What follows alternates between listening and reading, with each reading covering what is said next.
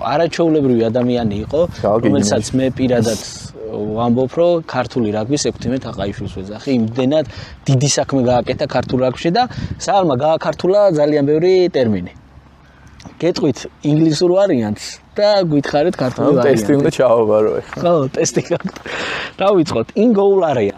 ლევო. კი ბატონო. Fly half. 10 ნომერი. გეზავი კი ბატონო. Upper under.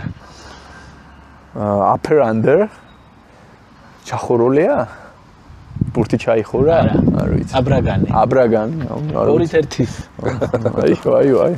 უნდა გეთქვა და მომზადებული მოვიდო. როგორ თქვა მე მოეცა? არა კი, აი. შეხო მოემზადე გა. სირცხვილი არ უნდა უჭამო ეხლა.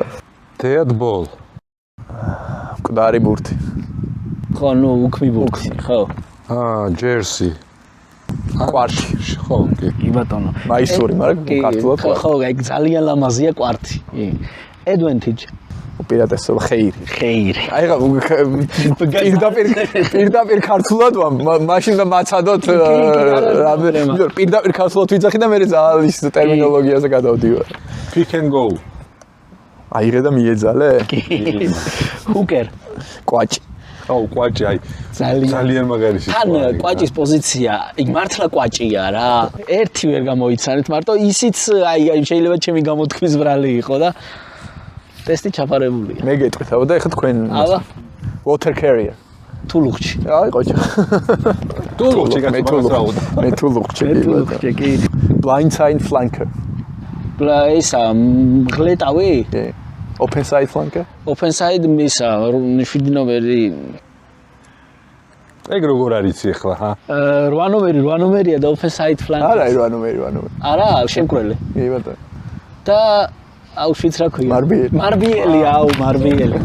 როგორ ვერ გავიხსენებ ეს რა? მარბიელი, კი.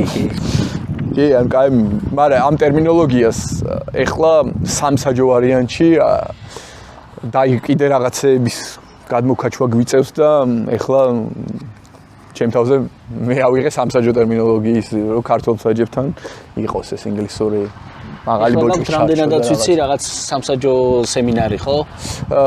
რეგისტრაცია გამოცხადდა, იმიტომ რომ ცოტა კრიტიკულ ზღვარზე ჩავედით საშთა რაოდენობით ქვეყანაში და თუ გნებავთ საჯობა რომ ფესტივალებზე მაინც იმ საჯოს გაერთოთ, მოგბრძანდით.